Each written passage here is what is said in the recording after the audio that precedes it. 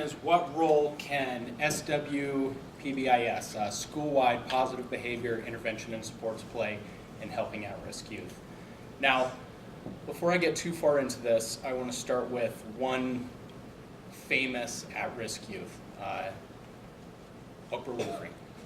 Now, when she was a kid, her mom, start at the beginning. Her mom was an unwed teenage mother.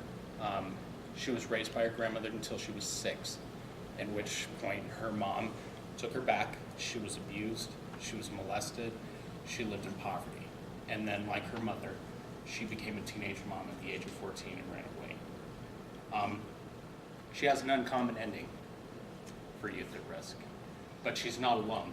Winston Churchill, he was a terrible student. He was openly rejected by his mother and neglected by his parents. Eleanor Roosevelt lost most of her family before she graduated school to disease, alcoholism, and suicide. Now, they could be labeled as bad kids, and a lot of people do label them as bad kids, but they're not the only ones out there, and there is an alternative. That's why I chose this question. Now, a lot of people say that we're teachers. We just teach, which we do. We do present information, but that's not all we do. We are charged in our code of ethics to provide these students with the tools that they need, with integrity, respect for life, respect for property, respect for oneself. We are charged with that. Now, a good question, and actually that led me to school-wide positive behavior and intervention supports is how. That's a big mandate, and we'll all come into contact with students like that. And that's the one method, actually, that I narrowed down. Now, what it is you get 2 or 3 problem areas that the whole school decides on. You send a couple of your educators, faculty, administration, counselors, doesn't matter, to a specific training facility. They learn about school-wide positive behavior intervention and supports, and then they come back and they implement it. Now, it has to be 100% consistent. If there's no cell phones in art, there's no cell phones in biology. And to get this consistency, you have to have faculty support. Faculty has to be on board with this program. Now, it's not just some idea. There is truth behind it. Actually, in my first journal article, it was implemented in a Texas juvenile correction facility. Across the facility, they saw positive behavior results due to this program.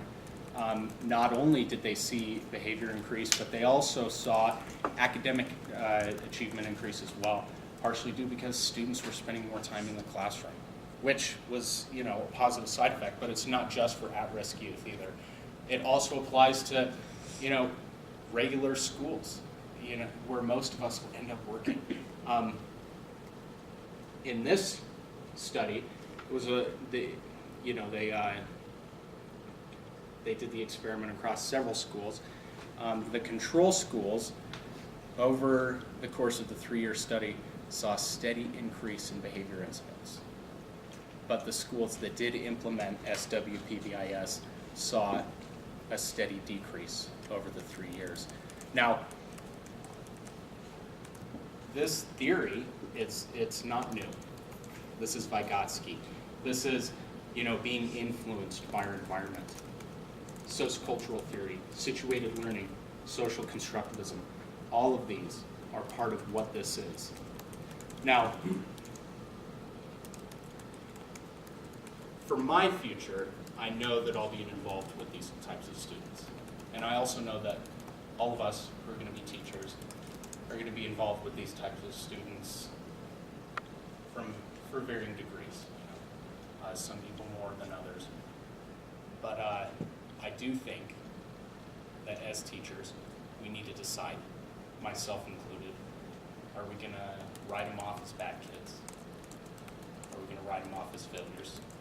Or are we going to develop the tools and the skills to build these children into giants because they're not lost.